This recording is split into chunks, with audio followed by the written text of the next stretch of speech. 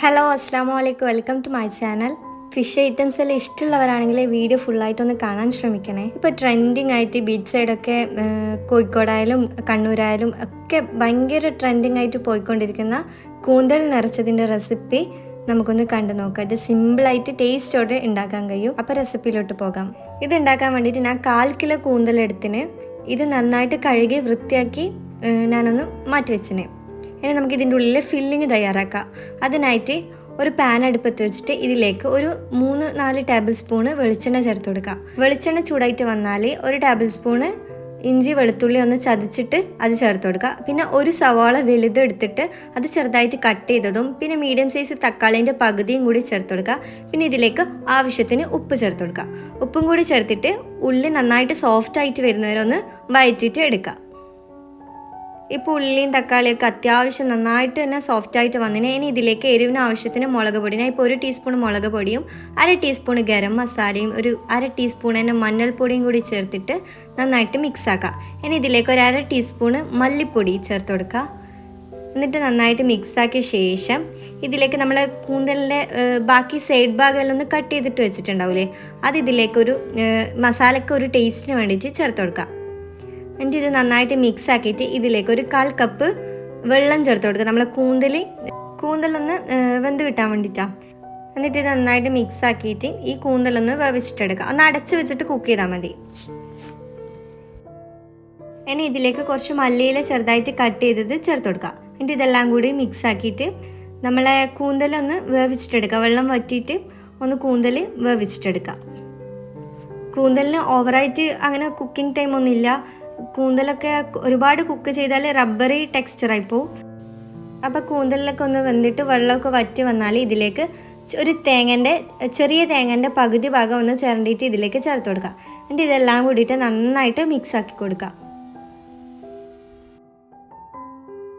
ഇതാ ഇപ്പം നമ്മളെ മസാല ഇവിടെ റെഡിയായി. ഇനി ഇതിലേക്ക് ഒരു തണ്ട് കറിവേപ്പില നമുക്ക് ചെറുതായിട്ട് കട്ട് ചെയ്തത് ചേർത്ത് കൊടുക്കാം. എന്നിട്ട് ഇതെല്ലാം കൂടിയിട്ട് മിക്സ് ആക്കിയിട്ട് ഫ്ലെയിം ഓഫ് ചെയ്യുക.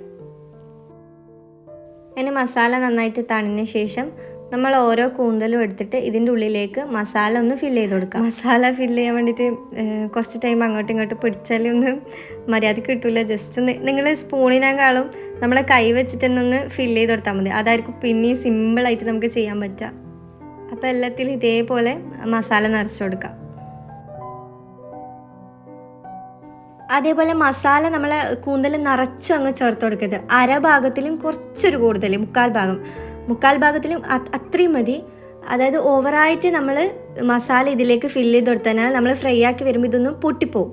അതുകൊണ്ട് ഒരു 1/4 ഭാഗത്തോളം മസാല ചേർത്ത് കൊടുത്തിട്ട് ഇതിൻ്റെ തലഭാഗമില്ലേ അത് ഇതിലേക്ക് വെച്ചിട്ട് നമുക്കൊരു കൊള്ളി വെച്ചിട്ടൊന്ന് കുത്തി കൊടുക്കാം.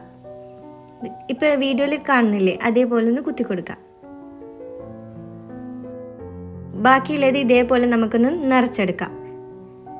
ഇനി ഇതിൽ അതായത് പൊരിക്കാൻ വേണ്ട മസാല തയ്യാറാക്കാൻ വേണ്ടിയിട്ട് ഒരു ബൗൾ എടുത്ത് വെച്ചിട്ട് ഇതിലേക്ക് 1 ടീസ്പൂൺ മുളക് പൊടിയും 1/2 ടീസ്പൂൺ മഞ്ഞൾപ്പൊടിയും പിന്നെ ഒരു പിഞ്ച് ഉപ്പും 1/4 ടീസ്പൂൺ ഗരം മസാലയും പിന്നെ 1 ടേബിൾ സ്പൂൺ വെളിച്ചെണ്ണയും കൂടി ചേർത്തിട്ട് ഇതിലേക്ക് ചേർത്തിട്ട് നന്നായിട്ട് മിക്സ് ആക്കാം.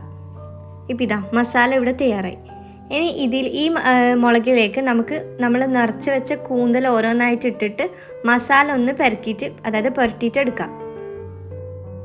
ഇത് ഓരോന്നായിട്ട് മെല്ലനെ ഒന്ന് മസാല ഒന്ന് കോട്ട് ചെയ്തിട്ട് എടുത്താൽ മതി. ഇപ്പം ഞാൻ ഓരോന്നായിട്ട് മെല്ലെ കൈ കൊണ്ട് മസാല ഒന്ന് മിക്സ് ആക്കിയിട്ട് ഒന്ന് എടുക്കുന്നുണ്ട്. ഇപ്പം ഇത് മസാല എല്ലാത്തിലൊന്ന് പരട്ടി വെച്ചിന്. എന്നൊരു പാൻ അടുപ്പത്ത് വെച്ചിട്ട് ഇതിലേക്ക് കുറച്ച് ചെറിയൊരളവിൽ വെളിച്ചെണ്ണ ചേർത്ത് കൊടുത്താൽ മതി. ഇത് ഫ്രൈ ചെയ്യാൻ വേണ്ടിയിട്ട് 2 ടേബിൾ സ്പൂൺ വെളിച്ചെണ്ണ ഇതിലേക്ക് ചേർത്ത് കൊടുത്താൽ മതി.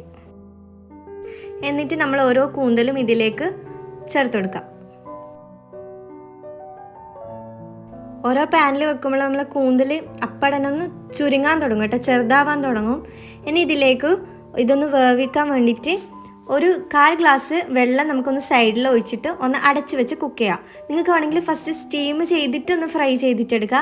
അതിനേക്കാൾ എളുപ്പം ഇങ്ങനെയല്ലേ, അതാണ് ഞാൻ ഇങ്ങനെ കാണിച്ചത്. ഇനി കൂന്തലിന് നമ്മൾ അടച്ച് വെച്ചിട്ട് കുക്ക് ചെയ്യുമ്പോൾ വെള്ളം ഒന്ന് ഇറങ്ങിയിട്ട് വരും, കൂന്തലൊക്കെ ചെറുതായി ഒന്ന് ചുരുങ്ങി വരും. ഇനി ഇതിലേക്ക് ഒന്ന് തിരിച്ചിട്ടിട്ട് നമ്മൾ ഈ വെള്ളം ഒന്ന് വറ്റിച്ചിട്ട് എടുക്കുക. അതിനുശേഷം ഒന്ന് തിരിച്ചിട്ടിട്ട് തിരിച്ചു മറിച്ചിട്ടിട്ട് ഒന്ന് ഫ്രൈ ചെയ്തിട്ട് എടുത്താൽ മതി.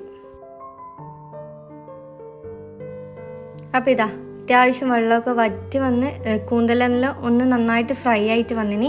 ഈ ടൈമിൽ നമുക്ക് കോരിയിട്ട് ഒരു പ്ലേറ്റിലേക്ക് സെർവ് ചെയ്ത് കൊടുക്കാം. ഇത് ഫിഷ് ഐറ്റംസിൽ ഇഷ്ടമുള്ളവർക്ക് എന്തായാലും തീർച്ചയായിട്ടും ഇഷ്ടപ്പെടും കേട്ടോ. നല്ലൊരു ടേസ്റ്റാണ് ഇതിന്. ആ മസാല ഒക്കെ നിറച്ചുകൊണ്ട് തന്നെ ആ ഒരു കഴിക്കുമ്പോൾ നല്ലൊരു ടേസ്റ്റ് കിട്ടുന്നുണ്ട് ഇതിന്. അപ്പോൾ ഇതാ കൂന്തൽ നിറച്ചെല്ലാം അടിപൊളി തന്നെ സെറ്റായിന്. ഇത് കഴിക്കാനും ആ ഉള്ളിലത്തെ മസാല ഒക്കെ ഉള്ളതുകൊണ്ട് തന്നെ നല്ല തേങ്ങാൻ്റെ ഫില്ലിംഗ് അല്ലേ. ഇതിൽ നമ്മൾ മാവ് ഫില്ല് ചെയ്തിട്ടൊക്കെ ആക്കും. അതിനേക്കാളും ടേസ്റ്റ് ഇങ്ങനത്തെ ഒരു ഫില്ലിംഗ് ആയതുകൊണ്ട് ഞാൻ ഇങ്ങനെ ചെയ്തത്.